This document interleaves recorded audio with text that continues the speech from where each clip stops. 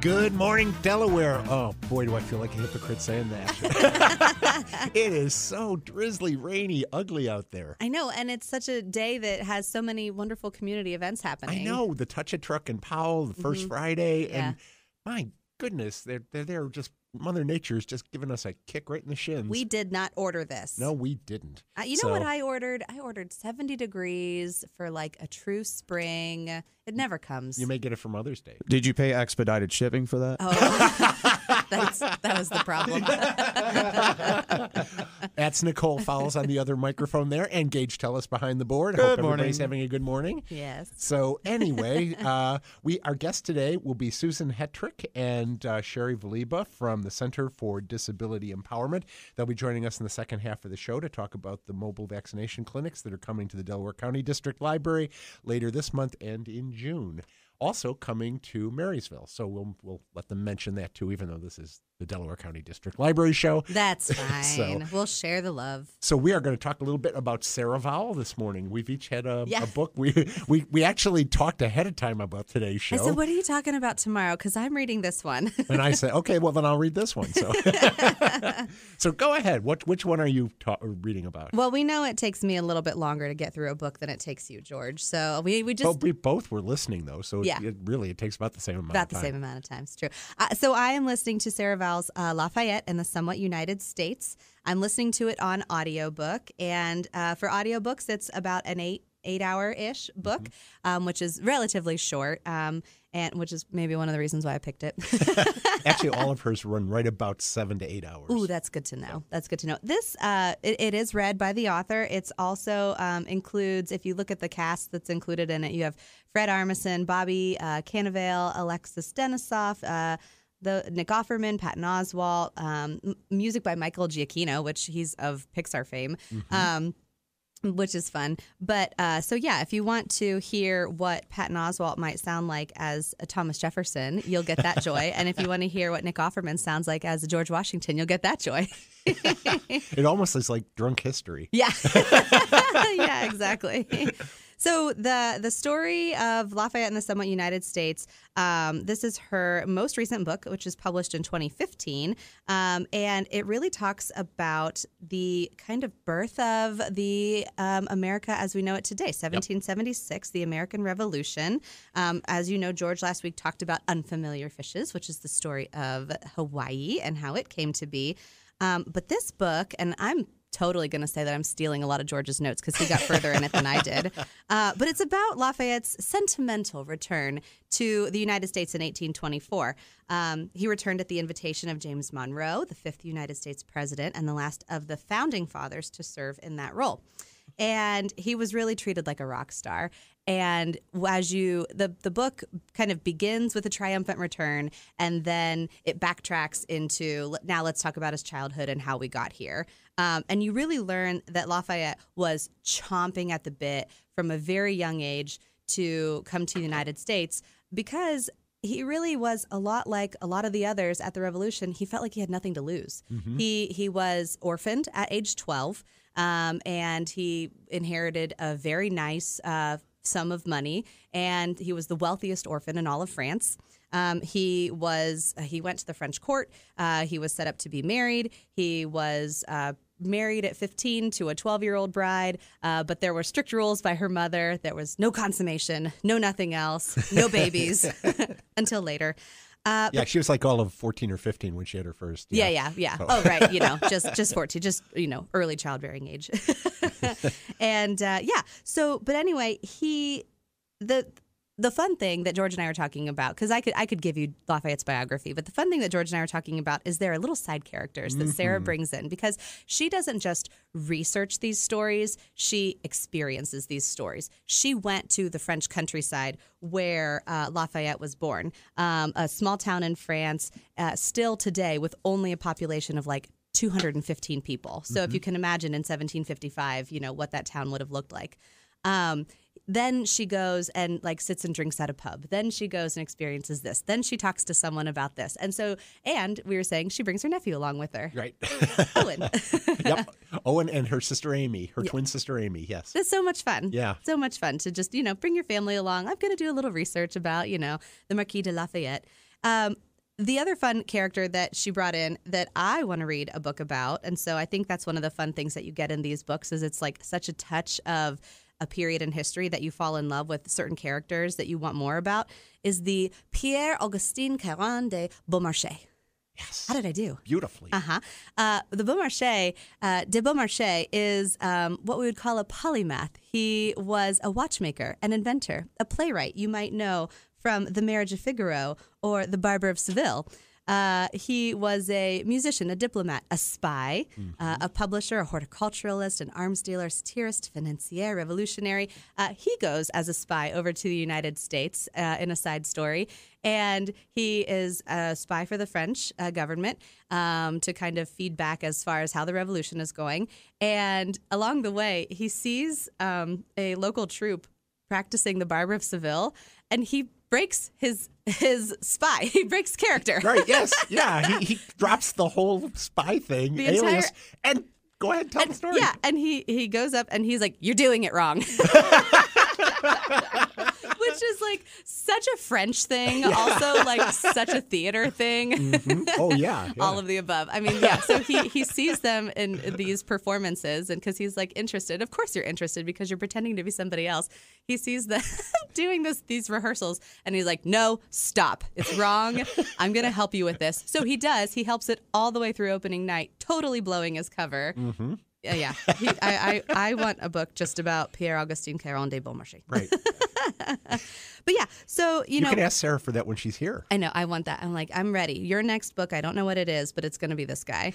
So, yeah. So anyway, Lafayette, the book goes and talks about how he helped influence American-French relations. The whale blubber that they got in New England helped light the streets of Paris. The French gave money to the Americans to help fight the revolution, much probably to the dismay of the French people who were not getting food at the time.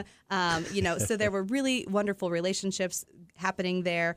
And then Lafayette, lives kind of a difficult life in the 40 years between his time in America and his time returning to America. And yet he's still welcome back, like a rock star. Mm-hmm. Does a tour of the entire United States.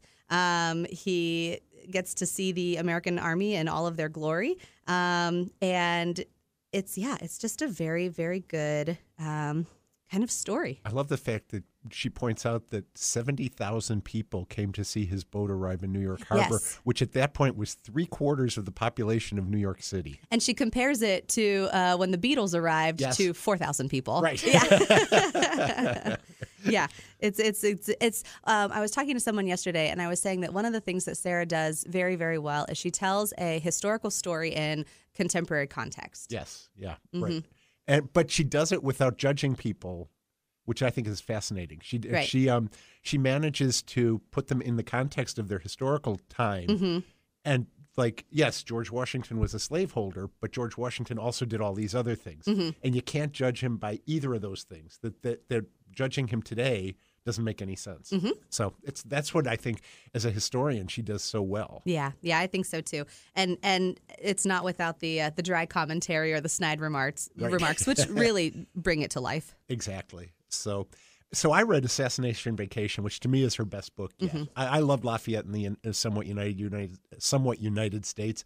The Unfamiliar Fishes was a great exploration of Hawaii, which I knew almost nothing about, even though I'd visited there.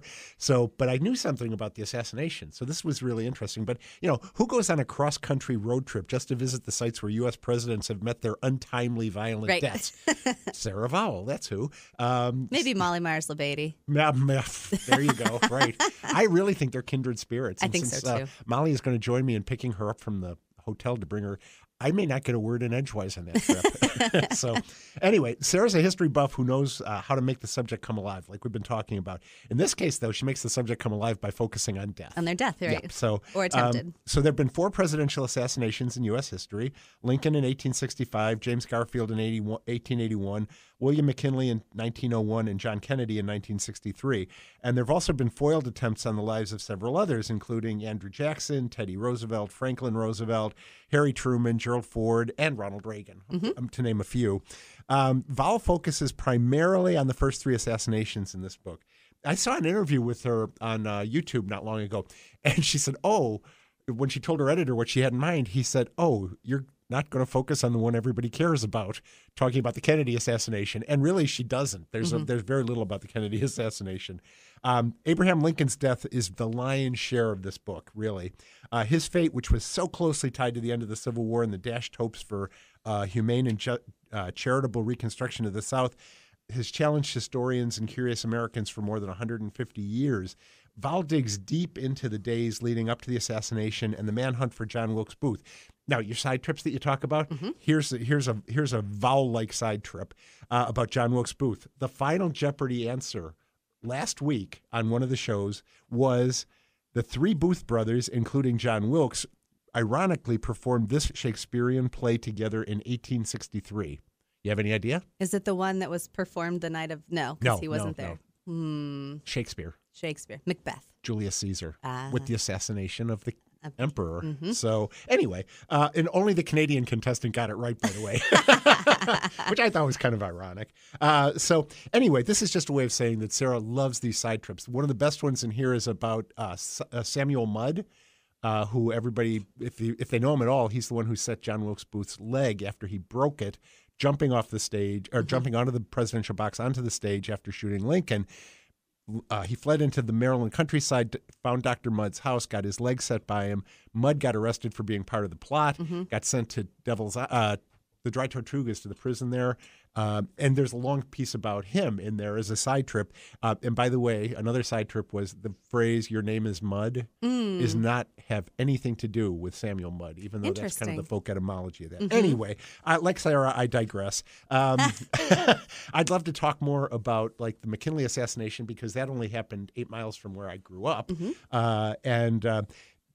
As I said, her side trips are what makes this most interesting. She talks about Leon Czolgosz, who was the anarchist who assassinated McKinley and knew Emma Goldman. So that takes her on a side trip about Emma Goldman. Emma Goldman's a fascinating story. She really is. Yeah. So, but I can't close without talking, at least mentioning, the man who was the Zelig of the first 3 presidential assassinations, Robert Todd Lincoln. Oh. Robert Todd Lincoln was Lincoln's oldest son. He was at Lincoln's deathbed in the house across the street from Ford Theater when he died. He was with President Garfield at the 6th Street train station when Garfield was shot, because he was his Secretary of War and he was escorting him to the train. And at McKinley's invitation, he was at the Pan American Exposition the day McKinley was shot. Well, that seems So eerily suspicious. He never accepted another invitation from a president because he felt like he was a jinx. He should not. So anyway, that's Assassination Vacation by Sarah Vowell. It was published in 2005.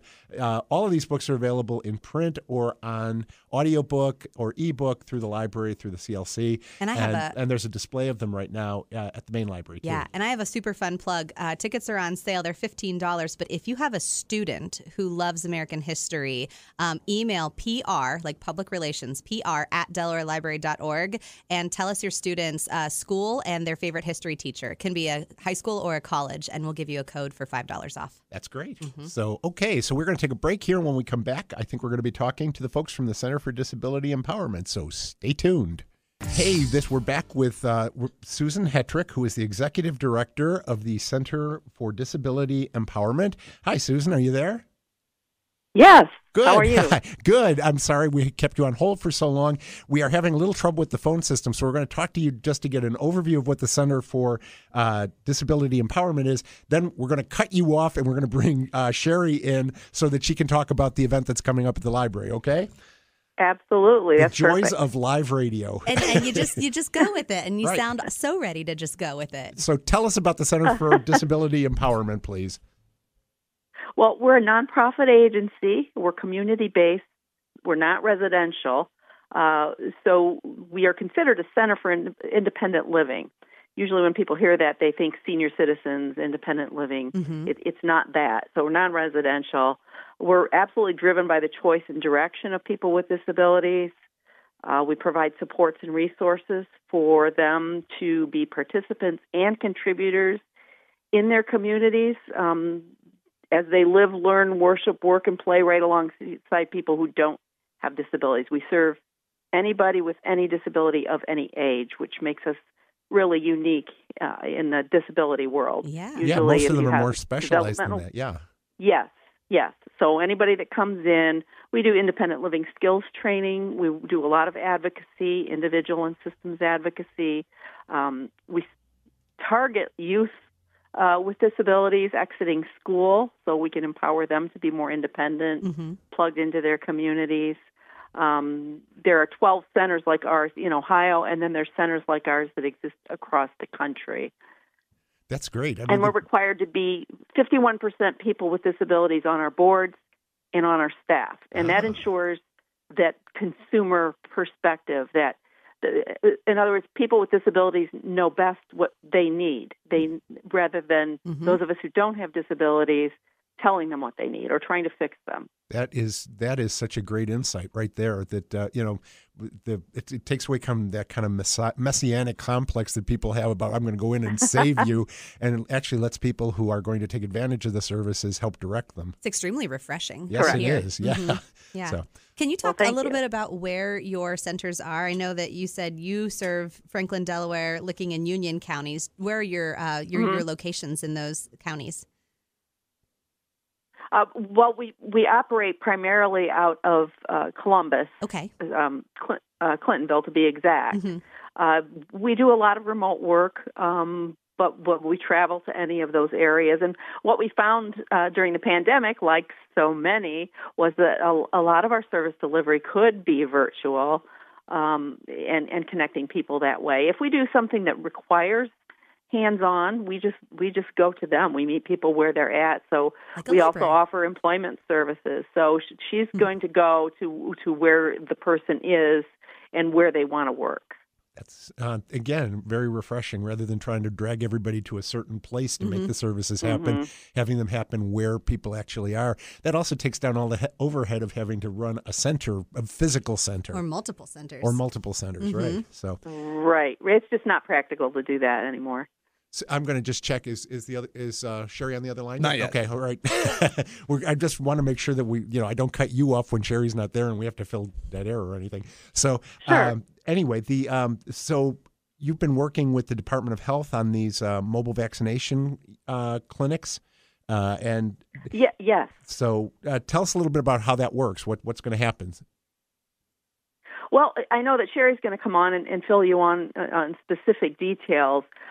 We received a grant about 6 months ago that originated with the CDC Foundation, and it was issued to a couple of national agencies similar to our own, and they in turn subcontracted across the country to emphasize the vaccination work in the disability community, because we know that there's a lot of vaccine hesitancy in the disability community. We know that often there's misinformation out there, and then we also know that a lot of times the vaccines themselves are not accessible. Right. Those of us without disabilities don't think twice about it. Not a problem to go and get our vaccine, which we've done, but transportation is a barrier for people with disabilities, just understanding the protocol and why it's important. So our charge with that grant was to address those issues. Great. Okay, Shari's on the other line now, so we are going to say goodbye to you and bring Shari in here. Susan Hetrick, Executive Director of the Center for Disability Empowerment, much appreciated. And now we're going to bring on Shari Veleba, the Information and Referral Coordinator for the Center. Hi, Shari, are you there? Yes, I am. Great. So Susan gave us a good overview of the center. Tell us about the mobile clinics that we're going to be doing at the library.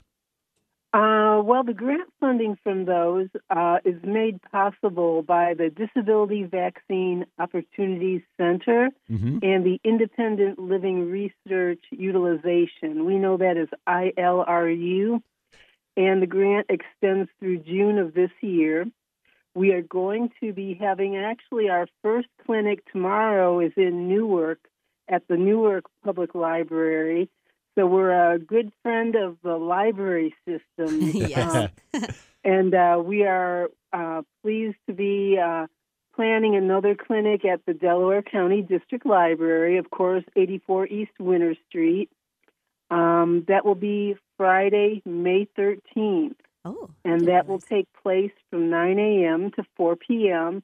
And our partner with, as far as the provider of the vaccinations, is the Ohio Department of Health, mobile vaccination units.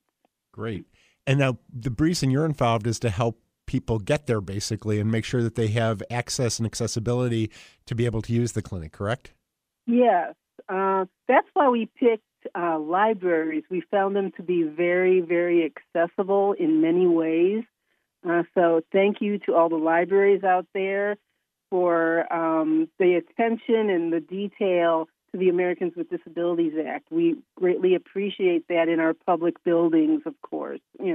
And if anyone, one of the barriers for people with disabilities and getting to the clinics is transportation. Mm-hmm. So we will be assisting with that. The good folks with the transportation system in Delaware County is providing free transportation to and from the vaccination clinics, vaccination appointments.